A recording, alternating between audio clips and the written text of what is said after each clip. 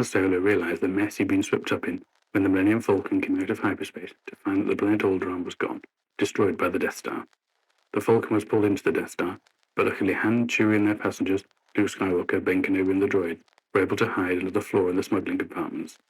Once Ben went off to disable the Death Star's tractor beam, Han, lured by the promise of a reward, found himself breaking into the tension block to rescue Princess Leia. Having almost been crushed in a garbage compactor, Han, Luke, and Chewie successfully broke the princess out of captivity. The band of rebels were able to escape the Death Star aboard the Falcon.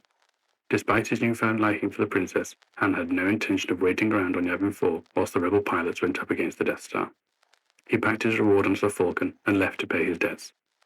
But his trusted co-pilot was able to convince him that he should turn the Falcon around and do his bit for the rebellion. He and Chewie arrived just in time to save Luke from Darth Vader, allowing Luke to destroy the Death Star. After the battle, Han set out for Tatooine to pay his debts again, but on the way, the Falcon was attacked and boarded by the space pirate Crimson Jack. The pirate stole Han's reward money, leaving him penniless and unable to pay off Jabba the Hutt once again. Jabba was outraged and put a bounty on Han's head, making staying with the rebellion the safest option. But his missions with the rebels resulted in the Empire also putting a price on his head. In between adventuring and piloting, Han would help the rebels set up a new secret base on the planet Hoth. So not only do we have the new Chewie, we also now have his best friend. We have a new Han Solo. And the galaxy's greatest smuggler looks smart in his Star Wars outfit, even down to the red stripe on his trousers. His shirt is open and his vest has lots of pockets on it for smuggling whatever it is he needs to smuggle. He also has a belt and a holster for his blaster, but his blaster doesn't fit in it for some reason. The figure's face looks like Han Solo to me, much more so than the old one that looked more like I do, to be honest.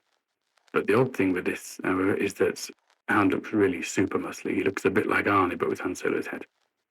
He has two new weapons, his usual blaster, which looks really smart and has the right scope and details on the grip, and an assault rifle, which I think is another made-up weapon, as I can't think where it appears in any of the films.